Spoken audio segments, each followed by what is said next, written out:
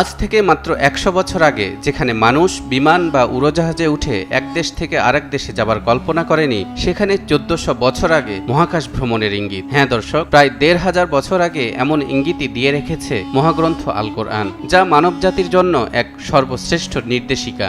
আজও পৃথিবী ও মহাকাশের অসীম রহস্য উন্মোচন করে চলেছে। যেটি নাজিল হয়েছিল সর্বশেষ আসমানি গ্রন্থ হিসেবে, তাতে এমন কিছু নিদর্শন রয়েছে যা বিজ্ঞানের অগ্রগতির সাথে একে একে মিলে যাচ্ছে। মহাকাশ বিষয়ক কোরআনের আরও একটি আয়াত, যা বিস্তৃত আকাশের মধ্যে টিকে থাকার চ্যালেঞ্জ এবং অতিক্রমের সাহস যোগায়, আজও আমাদের বিস্মিত করে। আসুন কোরআনের সূরা রহমানের যে আয়াতে মহাকাশ ভ্রমণের ইঙ্গিত রয়েছে, তা কিভাবে আধুনিক বিজ্ঞান ও প্রযুক্তির আলোকে আমাদের সামনে আসে তা জানার চেষ্টা করি। কোরআন, যে গ্রন্থটি মানবজাতির জন্য আলোর পথ প্রদর্শক, তার প্রত্যেকটি আয়াতের গভীরে এক অসীম জ্ঞান লুকিয়ে রয়েছে। বিশেষ করে সূরা রহমানের ৩৩ নম্বর আয়াতে আল্লাহ তাআলা যে চমকপ্রদ বাণী প্রদান করেছেন, তা আধুনিক বিজ্ঞান ও মহাকাশ ভ্রমণের সাথে হুবহু মিলে যায়। আল্লাহ বলছেন, ইয়া মা'শারাল জিন্নি ওয়াল ইনসি ইন ইসতাতা'তুম আন তানফুযু মিন আকতারিস সামাওয়াতি ওয়াল আরদি ফানফুযু লা তানফুযু হে জিন ও মানবকুল, নভমণ্ডল ও ভূমণ্ডলের প্রান্ত অতিক্রম করা যদি তোমাদের সাধ্যে কুলায়, তবে অতিক্রম করো, কিন্তু ছাড়পত্র ব্যতীত তোমরা তা অতিক্রম করতে পারবে না।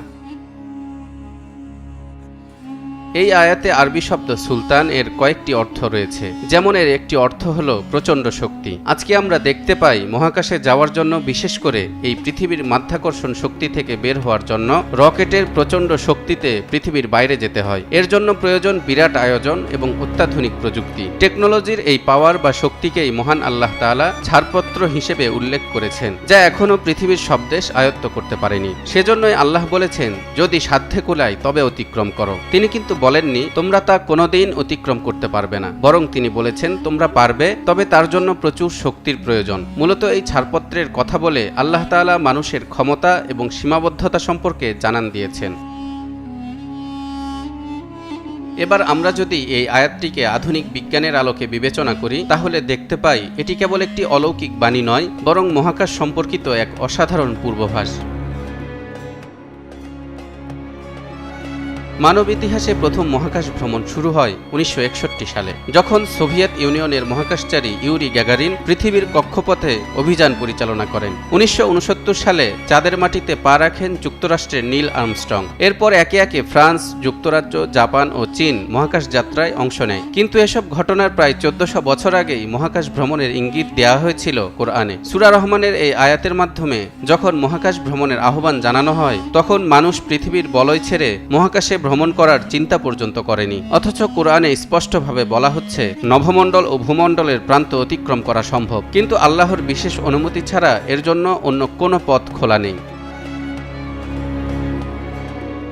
আধুনিক বিজ্ঞানের ভাষায় মহাকাশ ভ্রমণ বলতে আমরা যে কল্পনা করি, তা কিছুদিন আগেও কেবল সায়েন্স ফিকশন ছিল। তবে বর্তমানে মানুষের মহাকাশ যাত্রা একেবারে সাধারণ বিষয় হয়ে উঠেছে। একের পর এক স্পেস মিশন, মঙ্গল গ্রহের দিকে মানুষ পাঠানোর পরিকল্পনা, পৃথিবীর কক্ষপথে স্যাটেলাইট স্থাপন, এসব কিছুই আজ বাস্তবতায় পরিণত হয়েছে। এসব কিছুই এখন সম্ভব হয়েছে কোরআনের ঘোষণা অনুযায়ী স্রষ্টার বিশেষ ইচ্ছা এবং নির্দিষ্ট পথ ও পদ্ধতি অনুসরণ করার কারণে। আজকের বিজ্ঞানের সাহায্যে আমরা জানি মহাকাশের বিস্তৃতি অন্তহীন, যা আমাদের চিন্তার বাইরে। এটি এমন একটি স্থান যেখানে পৃথিবী, চাঁদ, সূর্য, নক্ষত্র এবং গ্রহ উপগ্রহরা অবস্থান করে। কিন্তু কোরআন এই মহাকাশের প্রান্তের কথা বলেছে, যা আধুনিক বিজ্ঞানীরা এখনও পুরোপুরি অনুধাবন করতে পারেনি। সূরা রহমানের আয়াতটি শুধুমাত্র মহাকাশের প্রসঙ্গে নয়, বরং পৃথিবী এবং আকাশের মধ্যকার সম্পর্কের গুরুত্ব প্রমাণ করে। পৃথিবী থেকে বাইরে, যেখানে মানুষ এখনও পা রাখেনি, সেখানকার বিভিন্ন রহস্য সম্পর্কেও কোরআনে বলা হয়েছে, যা নিয়ে বিজ্ঞানীরা গবেষণা করে চলেছেন। বিজ্ঞানীরা যতই মহাকাশ নিয়ে গবেষণা করেন, ততই এর রহস্য ঘনীভূত হয়। মানুষ আজ পর্যন্ত হাজার হাজার কিলোমিটার উপরে উঠে আকাশের নানা কণা এবং দূরবর্তী গ্রহ নক্ষত্রের দিকে নজর ফেলেছে। কিন্তু কোরআন এই আয়াতে যে ছাড়পত্র বা অনুমতির কথা বলেছে, তা কি শুধুমাত্র আধুনিক প্রযুক্তির জন্যই, নাকি এটি আল্লাহর বিশেষ কোনো ইচ্ছার প্রতি ইঙ্গিত করছে? হ্যাঁ দর্শক, রহমান সূরার এই আয়াত থেকে আল্লাহ এটাই বোঝাতে চাচ্ছেন, যে কোনো অভিযানের সাফল্য পেতে চাইলে মহান স্রষ্টার দয়া ও অনুমতির কোনো বিকল্প নেই। সূরা রহমানের এই আয়াত আরও প্রমাণ করে কোরআন শুধুমাত্র ধর্মীয় গ্রন্থ নয়, বরং এটি মানবজাতির জন্য এক অসীম জ্ঞানের ভাণ্ডার। আধুনিক বিজ্ঞান যতই সামনে এগোবে, ততই কোরআনের অসীম জ্ঞানের সঙ্গে তার সাদৃশ্য এবং মিল প্রকাশিত হবে। মহাকাশের অজানা রহস্যের দিকে যখন আমরা তাকাই, তখন কোরআনের এই আয়াত আমাদের মনে করিয়ে দেয়, আমরা যতই এগিয়ে যাই, শেষ পর্যন্ত আল্লাহর অনুমতির উপরই আমাদের সমস্ত প্রচেষ্টা নির্ভরশীল। তালহা ইবনে রেজা, নিউজ 24।